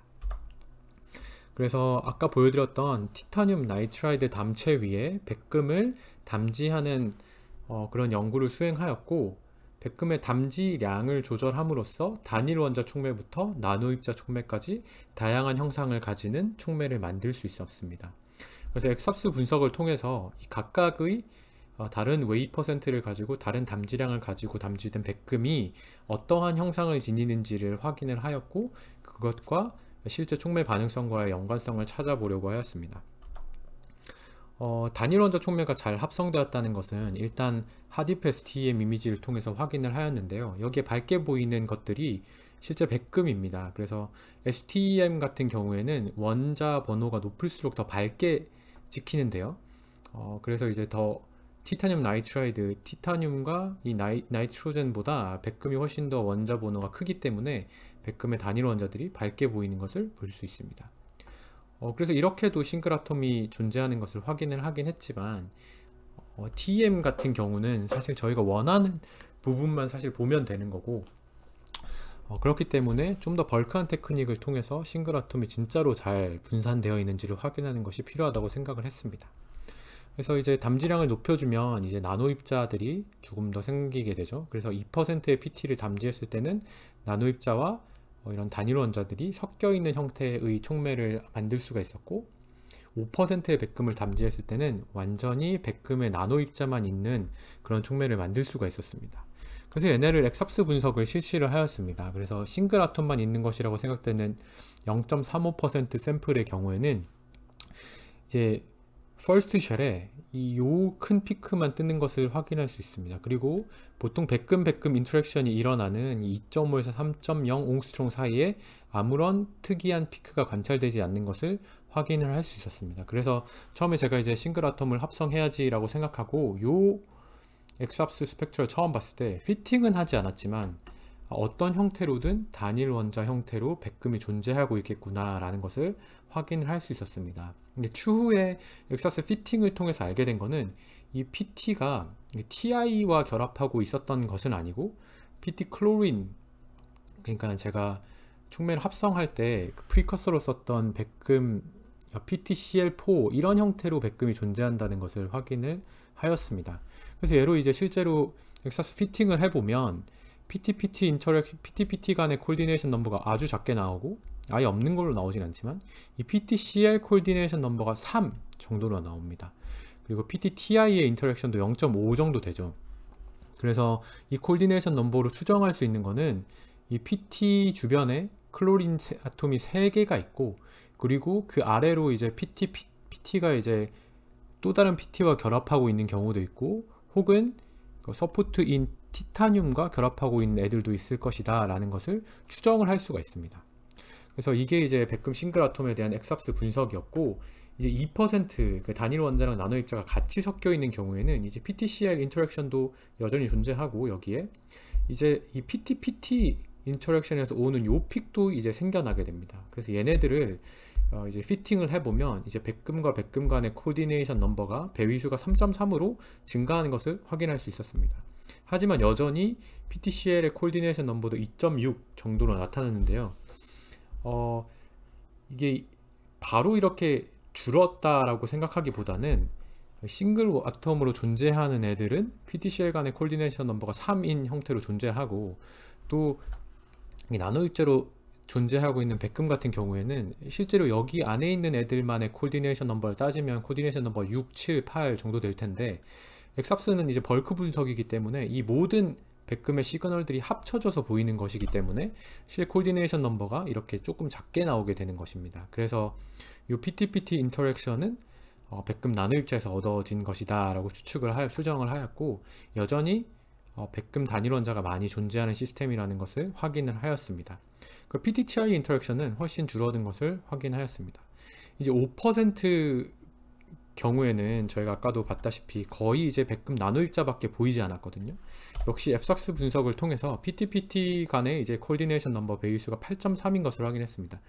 이 정도의 코디네이션 넘버는 이제 보통 이제 나노 입자에서 얻어지는 정도의 코디네이션 넘버고, 이제 PTCL 인터랙션, PTTI 인터랙션은 거의 사라진 것을 볼 수 있습니다. 그래서 0.1, 0.2 정도의 코디네이션 넘버가 나왔는데, 실제로 이거는 거의 무시할 수준의 코디네이션 넘버라서 대부분이 이제 백금 나노 입자로 존재한다는 것을 저희가 알 수 있었습니다.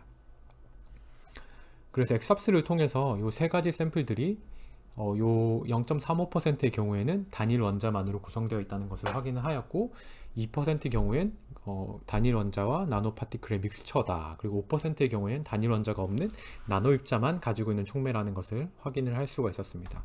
그래서 얘네를 세 가지 반응에 테스트해 보았는데, 먼저 이제 과산화수소 생성 반응, 옥시전 리덕션 리액션을 통해서 과산화수소를 생성하는 촉매 반응의 경우에는 단일 원자 촉매가 압도적으로 높은 선택도를 보이는 것을 확인하였고, 나노 입자가 생성된 경우에는 과산화수소의 선택도가 거의 0에 가까웠습니다.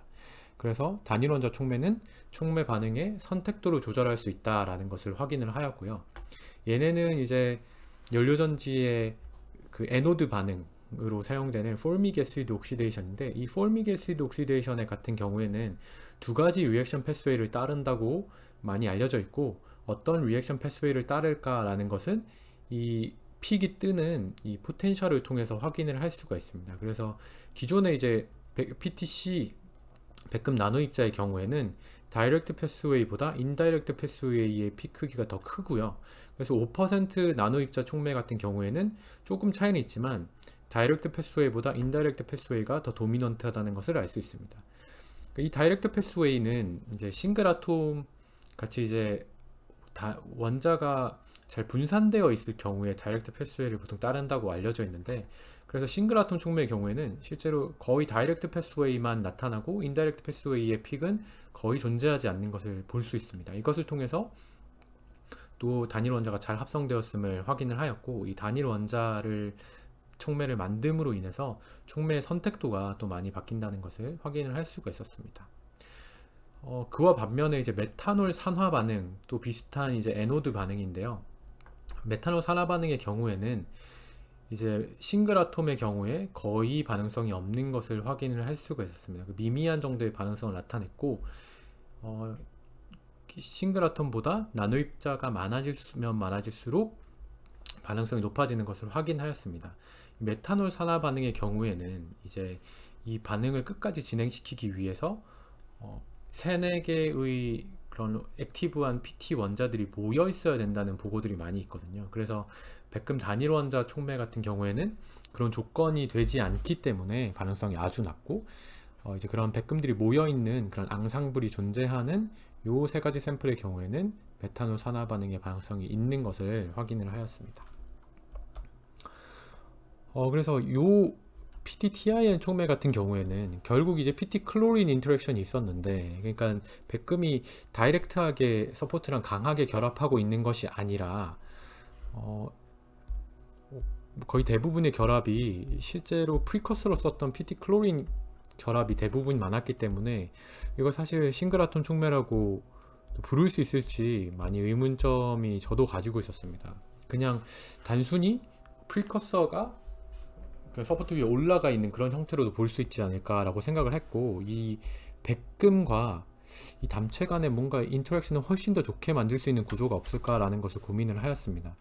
그래서 생각한 방법 중에 하나는 기존에 보고된 다양한 단일 원자 촉매들은 다 옥사이드 위에 올라가 있는데요. 그래서 요 경우를 가운데 경우를 제외하고는 다 옥사이드 위에 올라가 있는데 그 하나같이 하는 이야기들이 이 옥사이드 위에 있는 옥시젠과 이 백금이 바인딩을 가진다 이런 얘기들을 하였습니다. 그래서 그러면은 전기 전도성을 가지는 옥사이드를 담체로 사용해서 백금을 담지시키면 전기화학 반응에 활용할 수 있는, 하지만 또 백금이 서포트와 더 강하게 결합할 수 있는 그런 단일 원자 촉매를 만들 수 있지 않을까라고 생각을 했고, 그런 캔디데이트로 후보군으로 안티모니 틴 옥사이드 ATO라고 하는데요, 유명한 컨덕팅 옥사이드인데 얘를 이용해서 단일 원자 촉매를 만들어 봤습니다.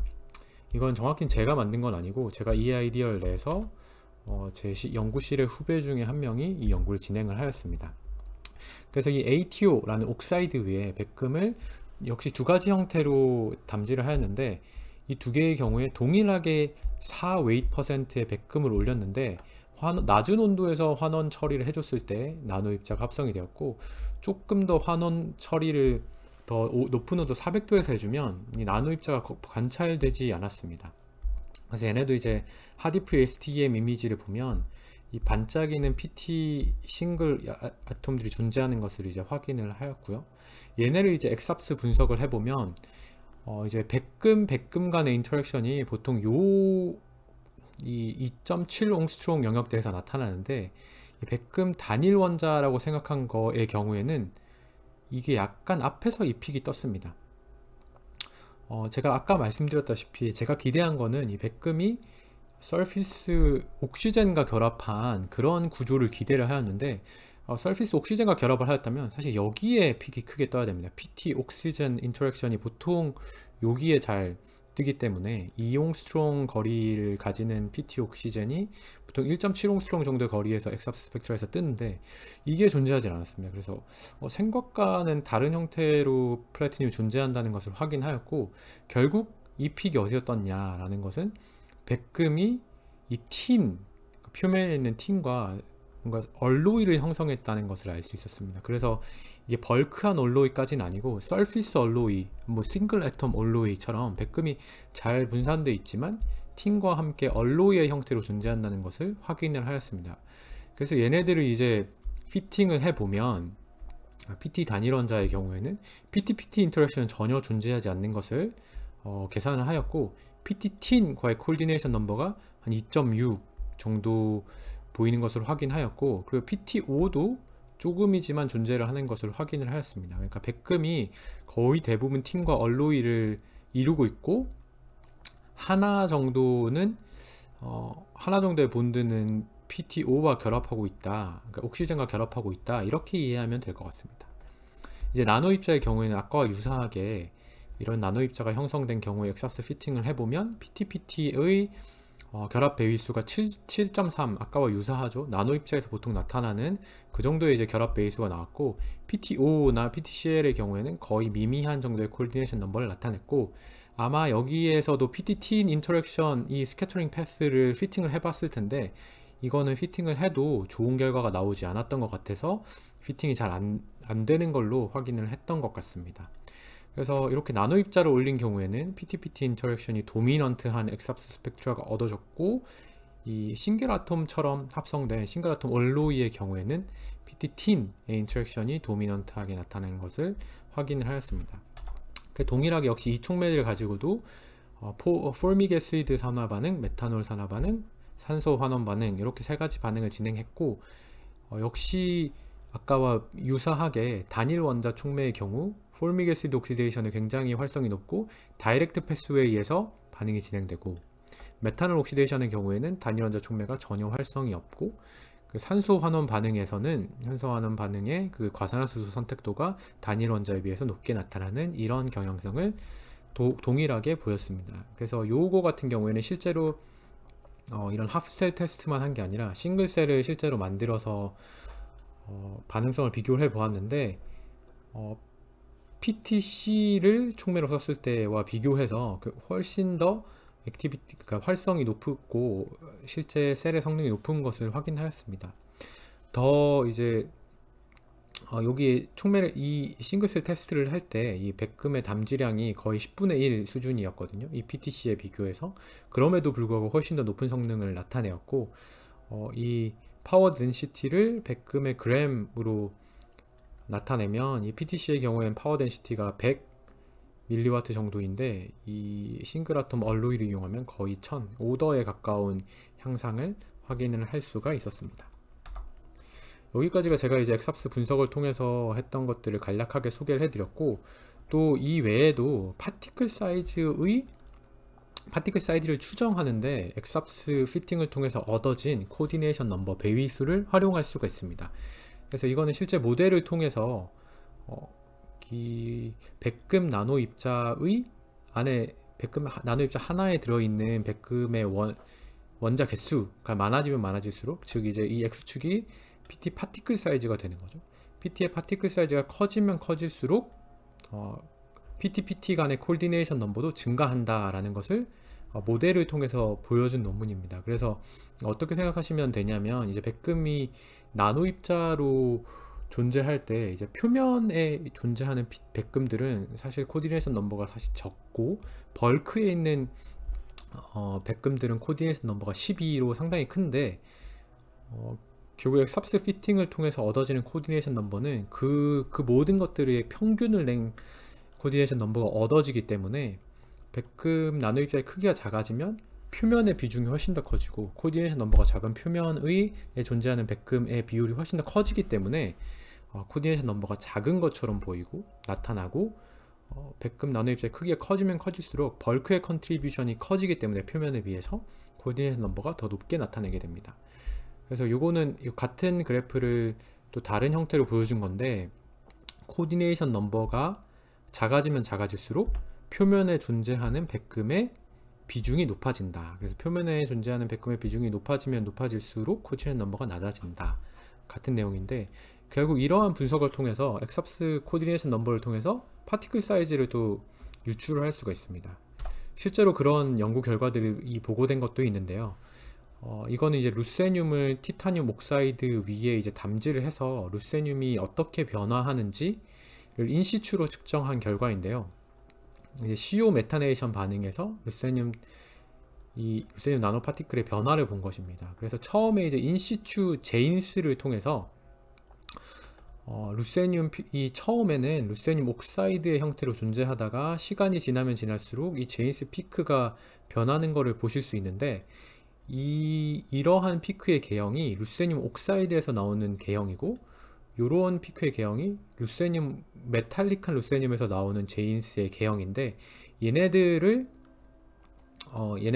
단순히 이제 리니어 컨비네이션 피팅을 통해서 피팅을 해 본 결과, 이제 처음에 루세늄이 이제 반응이 시작할 때 얘는 전부 다 루세늄 옥사이드로 존재를 하다가 바로 이제 가스에 노출을 시켜주면 루세늄 옥사이드가 환원이 매우 짧은 시간에 완료되는 것을 확인할 수 있었고, 이게 루세늄 옥사이드의 비중이고, 그리고 이제 메탈릭한 루세늄은 그와 반대로 바로 증가하는 것을 볼 수 있었습니다. 그래서 초반에 이제 CO 메타네이션 반응에 대한 반응성이 크게 증가를 하는데, 이 부분은 루세늄 옥사이드가 환원되면서 반응성이 높아지는 것을 인시추 제인스를 통해서 확인을 하였고, 그 다음에 이제 천천히 촉매가 디액티베이션 되게 되는데, 이것은 루세늄 파티클이 사이즈가 커지기 때문에 그런 것이다 라는 것을 뒤에 엑삽스를 통해서 보여주었습니다.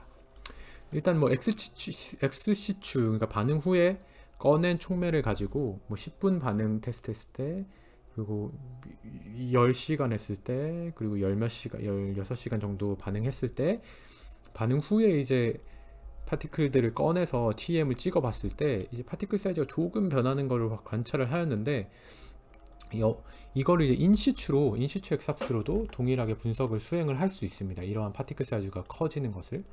그래서 보시면 처음 반응이 시작되고 나서 7분 정도에는 루세늄 간의 코디네이션 넘버가 4.4, 아주 작게 루세늄의 파티클 사이즈가 아주 작은 것으로 관찰이 되는데, 이게 반응 시간이 길어지면 길어질수록 코디네이션 넘버가 커지는 것을 볼 수 있습니다. 아까 말씀드렸다시피 코디네이션 넘버가 커지면 커질수록 나노 입자의 크기도 커지는 것이기 때문에 시간이 지남에 따라 루세늄의 파티클 사이즈가 커진 것을 저희가 확인을 할 수가 있습니다. 그래서 이렇게 인시추 제인스랑 인시추 엑삽스를 통해서 초기에 루세늄이 어떻게 액티베이션 되는지, 루세늄 메탈릭한 루세늄으로 루세늄이 변화하면서 초기에 액티베이션이 진행이 되고, 그 후에 디액티베이션은 루세늄 파티클 사이즈가 커지는 것으로 디액티베이션이 된다라는 것을 엑삽스를 통해서 분석을 하였습니다. 이렇게 엑삽스를 이용해서 다양한 분석들을 할 수가 있습니다. 그래서 엑삽스를 통해서 알 수 있는 것은 우리가 원하는, 관찰하고자 하는 원소 주변의 로컬한 스트럭처를 알 수가 있습니다. 그래서 그런 로컬한 스트럭처를 엑삽스를 통해서 분석한 결과들을 보여드렸습니다.